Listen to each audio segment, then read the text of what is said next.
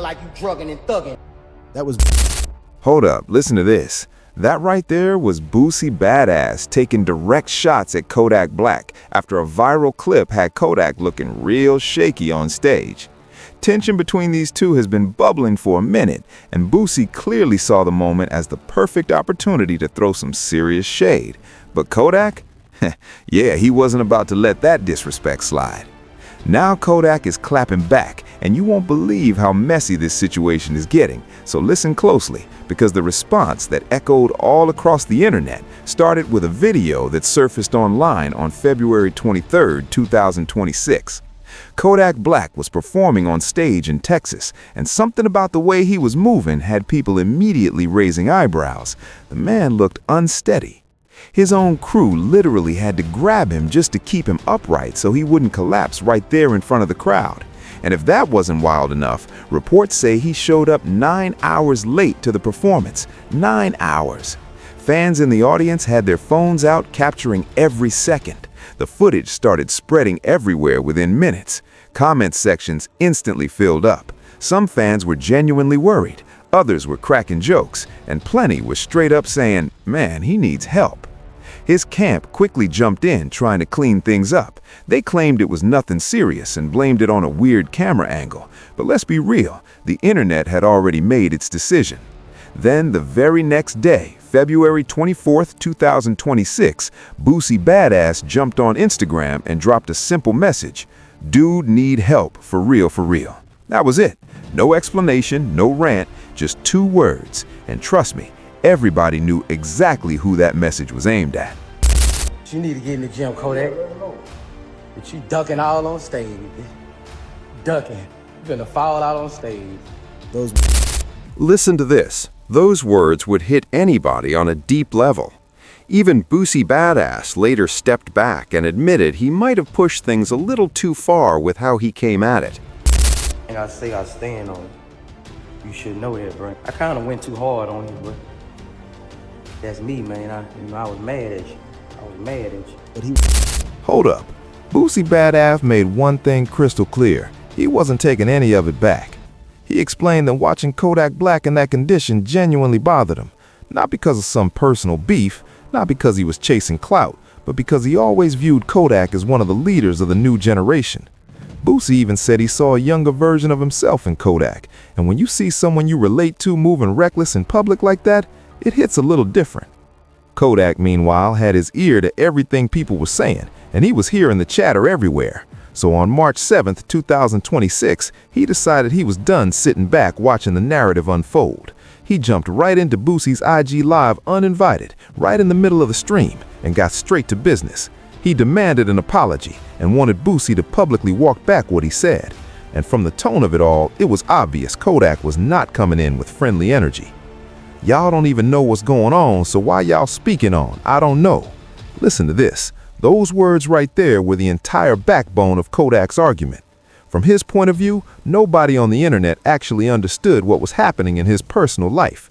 They didn't know the real situation behind the scenes. So in his mind, people had no business jumping online and putting his struggles under a microscope for the whole world to judge. You snitching, you know what I'm saying, is levels. And you gotta understand, in hip-hop culture, that word carries serious weight. Kodak wasn't just accusing Boosie of gossiping. What he was really saying was that Boosie crossed a line by speaking on his personal issues publicly. In the street code a lot of rappers still live by, that kind of move can end relationships permanently. Kodak made sure that message landed right there on the live stream. "Stop playing with me on this internet. I swear to God, we real." But here's the thing, you won't believe this. Boosie wasn't rattled at all. This is a man who has survived prison at Angola, battled cancer, and fought federal court cases, so an unexpected Instagram Live confrontation wasn't about to shake him. That same night, Boosie fired back and immediately shut down the apology request. "And I ain't gotta clean my face for nobody, Kodak bro. I'm a gangster. I don't gotta clean my face for nobody." He stood on what he said. No hesitation, no backtracking, no internet pressure changing his stance. That moment, Kodak pulling up uninvited and Boosie refusing to budge, was when the culture really locked in. Suddenly, this wasn't just random online drama anymore. It turned into a live standoff between two rappers with years of real tension behind them. And if you want to understand why that confrontation carried so much weight, you got to rewind the timeline. Because the truth is, none of this actually started with that shaky stage video in Texas. The tension really traces back to 2023, when one collaboration completely shifted how these two artists looked at each other. In a follow-up clip after the live, Boosie doubled down and insisted Kodak was the one keeping the drama alive. "I get mad when I see you looking like you drugging and thugging." Boosie made it clear he wasn't trying to counsel anyone or play mentor. He said what he had to say and moved on. From his perspective, Kodak was the one who came back and turned it into a full-blown situation. That was basically Boosie's closing statement on the entire matter. In his mind, he had already spoken his piece and kept it moving. If the story kept going, he believed Kodak was the one keeping the spotlight on it. But if you really want to understand why Boosie went so hard in February 2026, you have to go all the way back to July 2023. That's when Kodak Black dropped the track Shakalaka, featuring Tekashi 6ix9ine. That single collaboration cracked the relationship wide open and placed the two rappers on completely opposite sides. 6ix9ine has been one of the most controversial figures in hip-hop for years. Back in 2019, when federal prosecutors hit him with a racketeering case, he chose to cooperate. He testified in court against members of his own gang. In street culture, and especially within hip-hop, that move is viewed as the ultimate betrayal. The code is simple. You don't cooperate with the government, and you definitely don't help send your own people to prison. I mean, can all about to do a song with who, like, I don't even know the nigga he told on. We're in on it. And I ain't even from over there. In Kodak's mind, that $1 million bag was the real headline. From his perspective, he didn't personally know the people caught up in that situation. They weren't his day ones, and they definitely weren't from his neighborhood. So in his eyes, the street code didn't apply the same way people were trying to push it. To him, it was simple business. The money was on the table, and he wasn't about to apologize for recognizing the value of a check. But when Boosie Badass heard that explanation, it didn't calm anything down. It actually made things worse. Boosie fired back, saying that $1 million payday only proved that Kodak Black was willing to trade respect and loyalty for cash. He basically said, "Listen to this. What you say and what you do always carry weight." According to him, the whole hip-hop community was watching closely, and Kodak had just revealed exactly where his priorities were. But here's the part that made the situation sting even more. The history between these two ran deeper than people realized. Kodak and Boosie weren't always on icy terms. Before the fame exploded and before the beef got loud online, Kodak genuinely respected Boosie like an OG. Kodak even talked publicly about how Boosie showed him love early in his career. He once said Boosie told him he had been riding around Baton Rouge playing his mixtape. At one point, Boosie even tried to sign him. Kodak reportedly turned down the offer, which was around $10,000 at the time. But back then, the respect between them was real. Two Southern artists, both coming from the struggle, both trying to build something out of nothing. That shared background is exactly why the Tekashi 6ix9ine collaboration hit so hard. This wasn't some random rapper catching criticism from a stranger online. This was Kodak, someone Boosie felt he had personally poured energy into early on. From Boosie's perspective, that move publicly rejected everything he had been preaching for years. And from that moment forward, Boosie started saying Kodak's career had been slipping downhill. He said it calmly and directly, almost like a diagnosis instead of a diss. By the end of 2025, the tension between them never really disappeared the way the public thought it had. The blogs moved on and the headlines faded, but both rappers were still holding on to unresolved issues. Then, on January 7, 2026, Kodak turned the volume back up. He dropped a track called Christmas Eve, and trust me, there was nothing festive about it. To understand what happened during that explosive Instagram Live in March 2026, you have to look at the weight both of these men have been carrying for years. Long before diss tracks and viral clips, both had already been fighting serious battles legally and personally. Their histories aren't just background details, they're the reason this confrontation felt bigger than a normal rap feud. Kodak Black, born Bill Kahan Capri on June 11, 1997, in Pompano Beach, Florida, had been dealing with legal trouble since childhood. His first arrests reportedly came when he was only 12 years old. Those early charges included auto theft and breaking and entering. He grew up in Golden Acres, a public housing project in Pompano Beach filled with Haitian immigrants, African Americans, and Puerto Rican families struggling through poverty and heavy street influence. Kodak's mother, a Haitian immigrant, raised him alone after his father left early. She worked multiple jobs just to keep their home running. The streets ended up shaping the rest of his life, and as he got older, the legal problems followed him into adulthood. In July 2022, police stopped him in Broward County and reportedly found 31 oxycodone pills, along with more than $74,000 in cash, inside the vehicle. That situation led to a drug trafficking charge that carried the possibility of up to 30 years in prison. Kodak was released on bond, but the legal pressure didn't disappear. In February 2023, he violated his bail conditions after missing a mandatory drug test.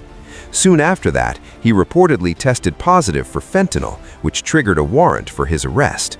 The legal walls started closing in again, and during that same period, Kodak even went on Instagram Live himself and openly talked about parts of his situation online.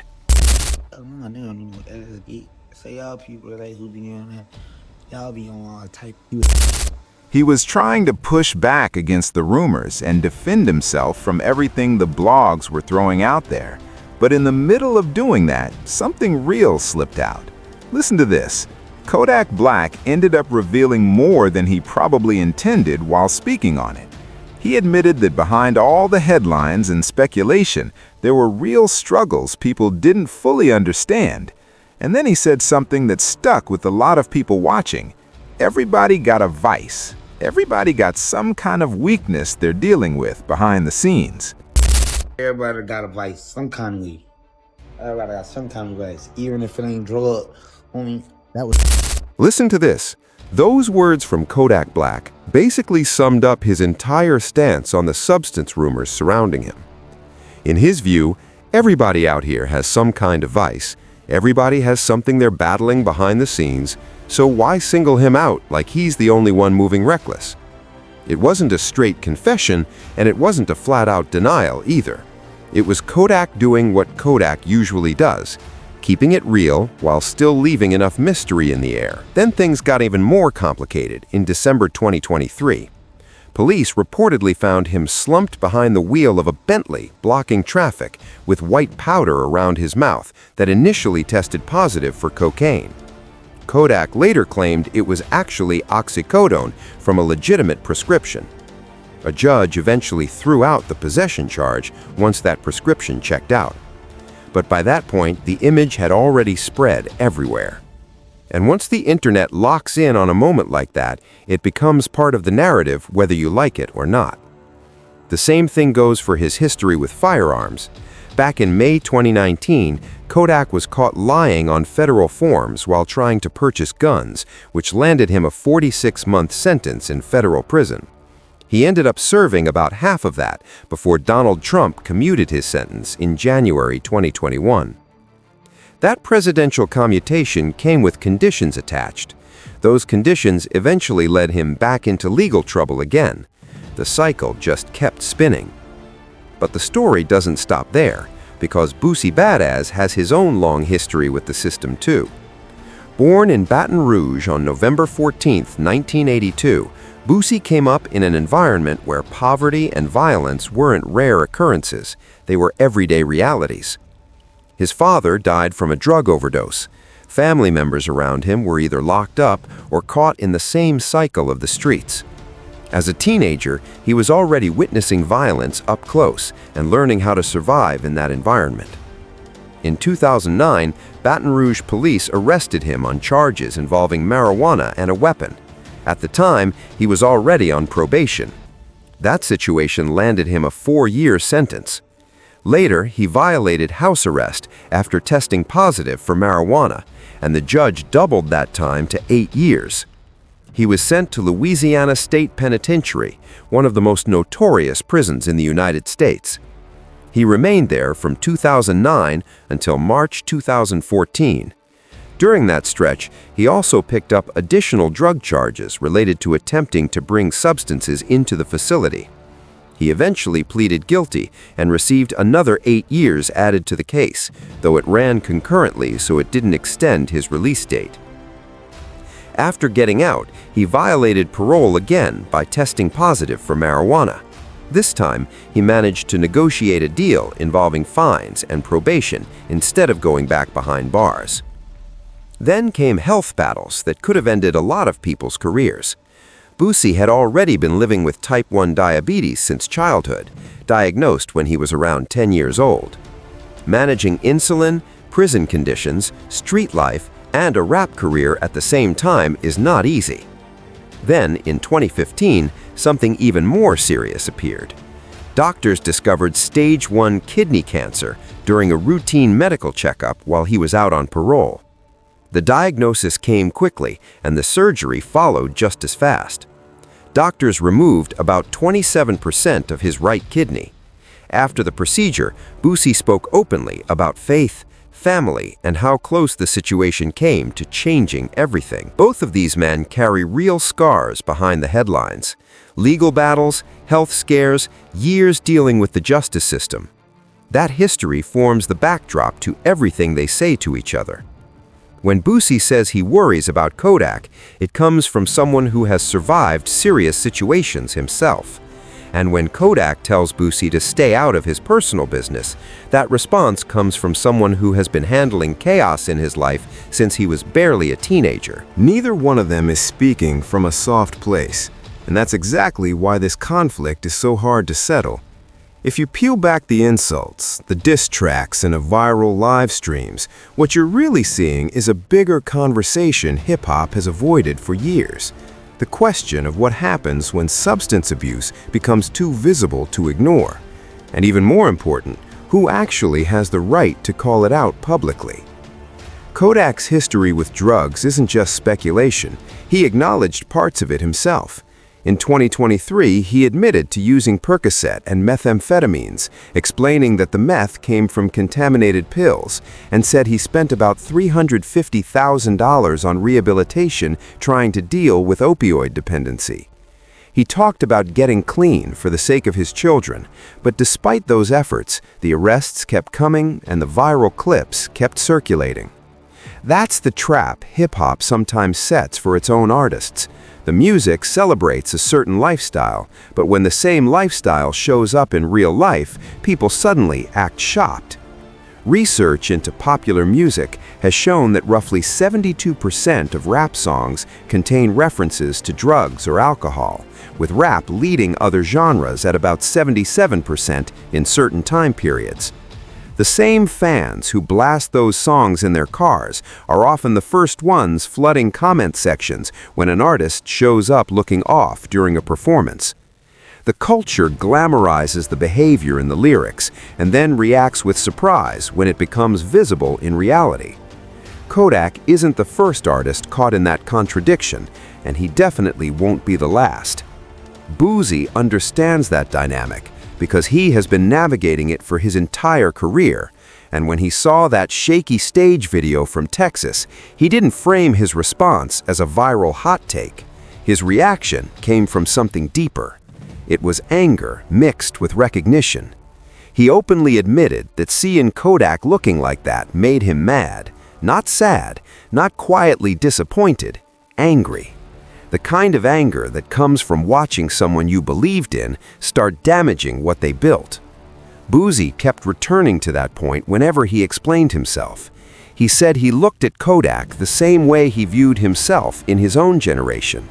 In his mind, he represented something for the artists who came after him, and he expected Kodak to represent something similar for the generation following behind. Watching Kodak stumble publicly wasn't just a personal issue to him. It felt like a cultural loss because younger artists and fans were paying attention to everything. Kodak heard that argument and flipped it completely, not because he rejected the idea of mentorship, but because he believed the way Boosie delivered that message was wrong.